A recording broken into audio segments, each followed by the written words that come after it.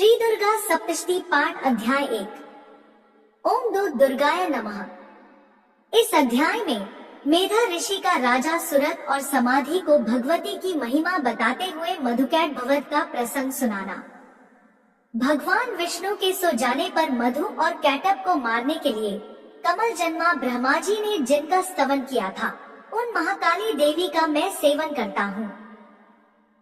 वे अपने 10 हाथों में खड्ग, चक्र, गदा, बाण, धनुष, परिघ, शूल, भुशुंडी, मस्तक और शंख धारण करती है। उनके 3 नेत्र हैं। वे समस्त अंगों में दिव्य आभूषणों से विभूषित हैं। उनके शरीर की कांति नीलमणि के समान है तथा वे 10 मुख और 10 पैरों से युक्त हैं। मार्कंडेय जी बोले, सूर्य के पुत्र सावर्णी जो 8वें मनु कहे जाते हैं, उनकी उत्पत्ति की कथा विस्तार पूर्वक कहता हूँ, सुनो। सूर्य कुमार महाभाग सावर्णी भगवती महामाया के अनुग्रह से जिस प्रकार मनवंतर के स्वामी हुए, वही प्रसंग सुनाता हूँ। पूर्व काल की बात है। स्वारोचिष मनवंतर में सुरत नाम के एक राजा थे, जो चैत्रवंश में उत्पन्न हुए थे। उनका समस्त भूमंडल पर अधिकार था। वे प्रजा का अपने औरस पुत्रों की भांति धर्म पूर्वक पालन करते थे, तो भी उस समय कोला विध्वंसी नामक कुल के क्षत्रिय उनके शत्रु हो गए। राजा सुरत की दंड नीति बड़ी प्रबल थी। उनका शत्रुओं के साथ संग्राम हुआ। यद्यपि कोला विध्वंसी संख्या में कम थे, तो भी राजा सुरत युद्ध में उनसे परास्त हो गए। तब वे युद्ध भूमि से अपने नगर को लौट आए और केवल अपने देश के राजा होकर रहने लगे। समूची पृथ्वी से अब उनका अधिकार जाता रहा, किंतु वहां भी उन प्रबल शत्रुओं ने उस समय महाभाग राजा सुरत पर आक्रमण कर दिया। राजा का बल क्षीण हो चला था, इसलिए उनके दुष्ट, बलवान एवं दुरात्मा मंत्रियों ने वहां उनकी राजधानी में भी राजकीय सेना और खजाने को हथिया लिया। सुरत का प्रभुत्व नष्ट हो चुका था, इसलिए वे शिकार खेलने के बहाने घोड़े पर सवार हो वहां से अकेले ही एक घने जंगल में चले गए। वहां उन्होंने विप्रवर मेधा मुनि का आश्रम देखा, जहां कितने ही हिंसक जीव अपनी स्वाभाविक हिंसा वृत्ति छोड़कर परम शांत भाव से रहते थे। मुनि के बहुत से शिष्य उस वन की शोभा बढ़ा रहे थे। वहां जाने पर मुनि ने उनका सत्कार किया और वे उन मुनि श्रेष्ठ के आश्रम पर इधर उधर विचरते हुए कुछ काल तक रहे। फिर ममता से आकृष्ट चित्त होकर वहां इस प्रकार चिंता करने लगे, पूर्व काल में मेरे पूर्वजों ने जिसका पालन किया था, वही नगर आज मुझसे रहित है। पता नहीं मेरे दुराचारी भृत्यगण उसकी धर्म पूर्वक रक्षा करते हैं या नहीं। जो सदा मद की वर्षा करने वाला और शूरवीर था, वह मेरा प्रधान हाथी अब शत्रुओं के अधीन होकर न जाने किन भोगों को भोगता होगा। जो लोग मेरी कृपा, धन और भोजन पाने से सदा मेरे पीछे पीछे चलते थे, वे निश्चय ही अब दूसरे राजाओं का अनुसरण करते होंगे। उन अपव्ययी लोगों के द्वारा सदा खर्च होते रहने के कारण अत्यंत कष्ट से जमा किया हुआ मेरा वह खजाना खाली हो जाएगा। ये तथा और भी कई बातें राजा सुरत निरंतर सोचते रहते थे। एक दिन उन्होंने वहां विप्रवर मेधा के आश्रम के निकट एक वैश्य को देखा और उससे पूछा, भाई, तुम कौन हो? यहाँ तुम्हारे आने का क्या कारण है? तुम क्यों शोकग्रस्त और अनमने से दिखाई देते हो? राजा सुरत का यह प्रेम पूर्वक कहा हुआ वचन सुनकर वैश्य ने विनीत भाव से उन्हें प्रणाम करके कहा। वैश्य बोला, राजन, मैं धनियों के कुल में उत्पन्न एक वैश्य हूँ। मेरा नाम समाधि है। मेरे दुष्ट स्त्री पुत्रों ने धन के लोभ से मुझे घर से बाहर निकाल दिया है। मैं इस समय धन, स्त्री और पुत्रों से वंचित हूँ। मेरे विश्वसनीय बंधुओं ने मेरा ही धन लेकर मुझे दूर कर दिया है, इसलिए दुखी होकर मैं वन में चला आया हूँ। यहाँ रहकर मैं इस बात को नहीं जानता कि मेरे पुत्रों की, स्त्री की और स्वजनों की कुशल है या नहीं। इस समय घर में वे कुशल से रहते हैं अथवा उन्हें कोई कष्ट है। वे मेरे पुत्र कैसे हैं? क्या वे सदाचारी हैं अथवा दुराचारी हो गए हैं? राजा ने पूछा, जिन लोभी स्त्री पुत्र आदि ने धन के कारण तुम्हें घर से निकाल दिया, उनके प्रति तुम्हारे चित्त में इतना स्नेह का बंधन क्यों है? वैश्य बोला, आप मेरे विषय में जैसी बात कहते हैं वह सब ठीक है, किंतु क्या करूं, मेरा मन निष्ठुरता नहीं धारण करता। जिन्होंने धन के लोभ में पड़कर पिता के प्रति स्नेह, पति के प्रति प्रेम तथा आत्मीयजन के प्रति अनुराग को तिलांजलि दे मुझे घर से निकाल दिया है, उन्हीं के प्रति मेरे हृदय में इतना स्नेह है। महामते, गुणहीन बंधुओं के प्रति भी जो मेरा चित्त इस प्रकार प्रेममगन हो रहा है, यह क्या है, इस बात को मैं जानकर भी नहीं जान पाता।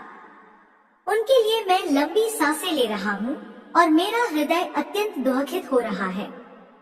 उन लोगों में प्रेम का सर्वथा अभाव है, तो भी उनके प्रति जो मेरा मन निष्ठुर नहीं हो पाता, इसके लिए क्या करूं? मार्कंडेय जी कहते हैं, ब्राह्मण, तदंतर राजाओं में श्रेष्ठ सुरत और वह समाधि नामक वैश्य दोनों साथ साथ मेधा मुनि की सेवा में उपस्थित हुए और उनके साथ यथायोग्य न्यायानुकूल विनयपूर्ण बर्ताव करके बैठे। तत्पश्चात वैश्य और राजा ने कुछ वार्तालाप आरंभ किया। राजा ने कहा, भगवान, मैं आपसे एक बात पूछना चाहता हूँ, उसे बताइए। मेरा चित्त अपने अधीन न होने के कारण वह बात मेरे मन को बहुत दुख देती है। जो राज्य मेरे हाथ से चला गया है, उसमें और उसके संपूर्ण अंगों में मेरी ममता बनी हुई है। मुनिश्रेष्ठ, यह जानते हुए भी कि वह अब मेरा नहीं है, अज्ञानी की भांति मुझे उसके लिए दुख होता है। यह क्या है? इधर यह वैश्य भी घर से अपमानित होकर आया है। इसके पुत्र, स्त्री और भृत्यों ने इसे छोड़ दिया है। स्वजनों ने भी इसका परित्याग कर दिया है, तो भी यह उनके प्रति अत्यंत हार्दिक स्नेह रखता है। इस प्रकार यह तथा मैं दोनों ही बहुत दुखी हैं। जिसमें प्रत्यक्ष दोष देखा गया है, उस विषय के लिए भी हमारे मन में ममता जनित आकर्षण पैदा हो रहा है। महाभाग, हम दोनों समझदार हैं, तो भी हमें जो मोह पैदा हुआ है, यह क्या है? विवेक शून्य पुरुष की भांति मुझ में और इसमें भी यह मूढ़ता प्रत्यक्ष दिखाई देती है। ऋषि बोले, महाभाग, विषय मार्ग का ज्ञान सब जीवों को है। इसी प्रकार विषय भी सबके लिए अलग अलग है। कुछ प्राणी दिन में नहीं देखते और दूसरे रात में ही नहीं देखते, तथा कुछ जीव ऐसे हैं जो दिन और रात्रि में भी बराबर ही देखते हैं। यह ठीक है कि मनुष्य समझदार होते हैं, किंतु केवल वे ही ऐसे नहीं होते। पशु, पक्षी और मृग आदि सभी प्राणी समझदार होते हैं। मनुष्यों की समझ भी वैसी ही होती है जैसी उन मृग और पक्षियों की होती है, तथा जैसी मनुष्यों की होती है वैसी ही उन मृग पक्षी आदि की होती है। यह तथा अन्य बातें भी प्रायः दोनों में समान ही हैं।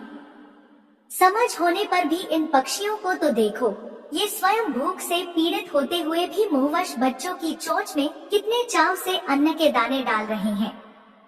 नरश्रेष्ठ, क्या तुम नहीं देखते कि ये मनुष्य समझदार होते हुए भी लोभवश अपने किए हुए उपकार का बदला पाने के लिए पुत्रों की अभिलाषा करते हैं?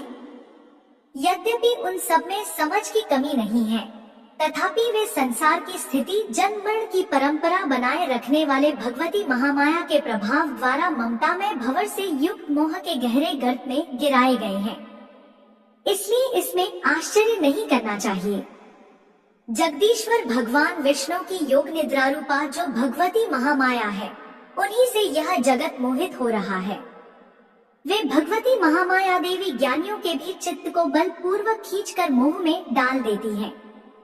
वे ही इस संपूर्ण चराचर जगत की सृष्टि करती हैं, तथा वे ही प्रसन्न होने पर मनुष्यों को मुक्ति के लिए वरदान देती हैं।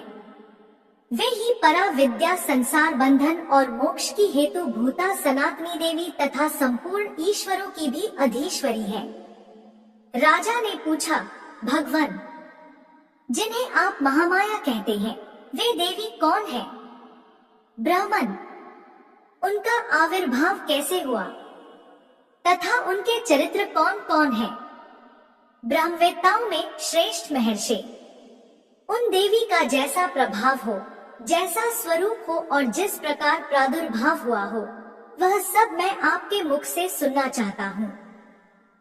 ऋषि बोले, राजन, वास्तव में तो वे देवी नित्य स्वरूपा ही हैं।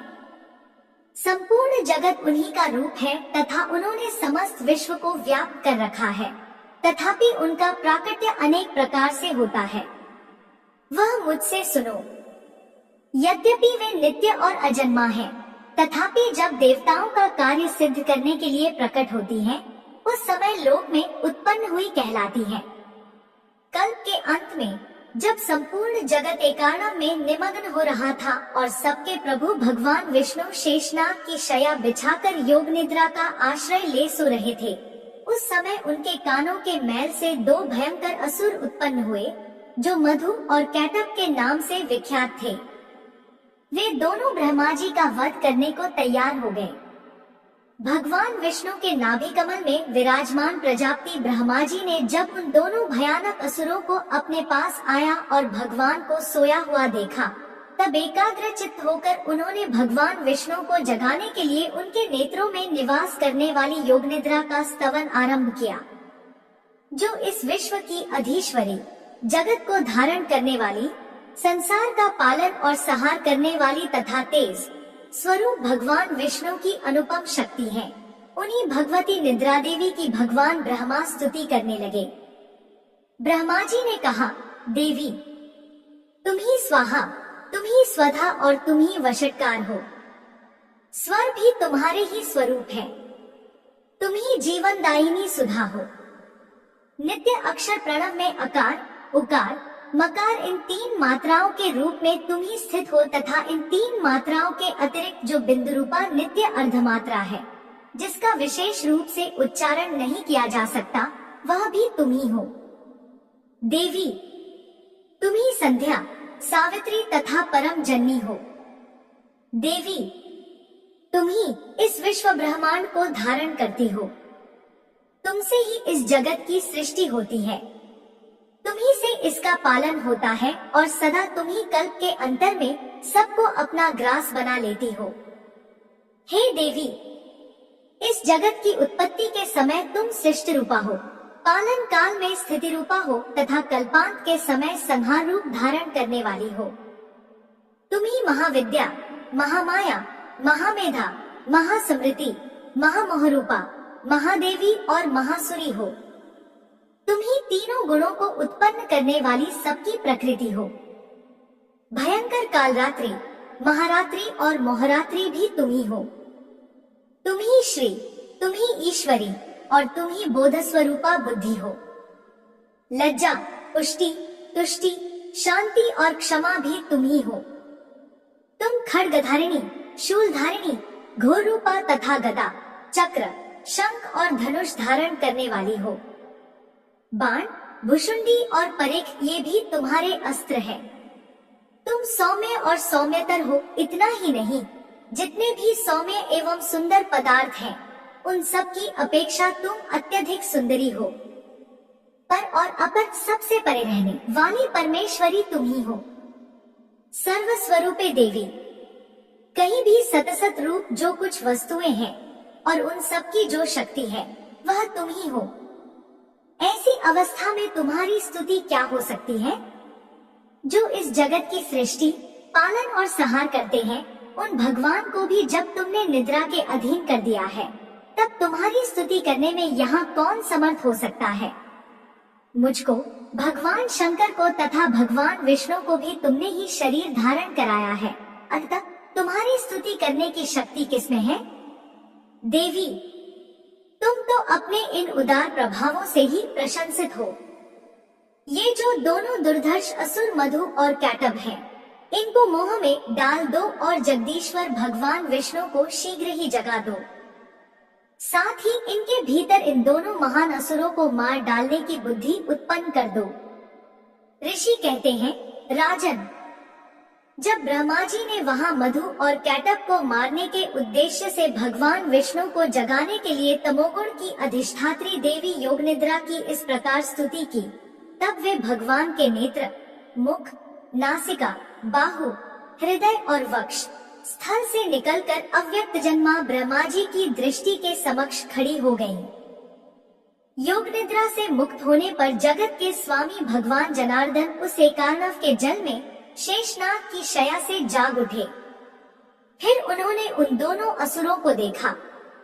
वे दुरात्मा मधु और कैटब अत्यंत बलवान तथा पराक्रमी थे और क्रोध से लाल आंखें ये ब्रह्मा जी को खा जाने के लिए उद्योग कर रहे थे। तब भगवान श्रीहरि ने उठकर उन दोनों के साथ 5000 वर्षों तक केवल बाहुयुद्ध किया। वे दोनों भी अत्यंत बल के कारण उन्मत्त हो रहे थे। इधर महामाया ने भी उन्हें मोह में डाल रखा था, इसलिए वे भगवान विष्णु से कहने लगे, हम तुम्हारी वीरता से संतुष्ट हैं। तुम हम लोगों से कोई वर मांगो। श्री भगवान बोले, यदि तुम दोनों मुझ पर प्रसन्न हो तो अब मेरे हाथ से मारे जाओ। बस इतना सा ही मैंने वर मांगा है, यहाँ दूसरे किसी वर से क्या लेना है। ऋषि कहते हैं, इस प्रकार धोखे में आ जाने पर जब उन्होंने संपूर्ण जगत में जल ही जल देखा, तब कमलनयन भगवान से कहा, जहाँ पृथ्वी जल में डूबी हुई न हो, जहाँ सूखा स्थान हो, वहीं हमारा वध करो। ऋषि कहते हैं, तब तथास्तु कहकर शंख, चक्र और गदा धारण करने वाले भगवान ने उन दोनों के मस्तक अपनी जांघ पर रखकर चक्र से काट डाले। इस प्रकार ये देवी महामाया ब्रह्मा जी की स्तुति करने पर स्वयं प्रकट हुई थी। अब पुनः तुमसे उनके प्रभाव का वर्णन करता हूँ, सुनो। इस प्रकार श्री मार्कंडेय पुराण में सावर्णिक मनवंतर की कथा के अंतर्गत देवी महात्म्य में मधु कैटब वध नामक पहला अध्याय पूरा हुआ। जय माता दी। मिलते हैं कल नए अध्याय के साथ। अगर आप सभी को वीडियो पसंद आई हो तो हमसे जुड़े रहने के लिए चैनल को सब्सक्राइब जरूर करें। कमेंट में जय माता दी अवश्य लिखें।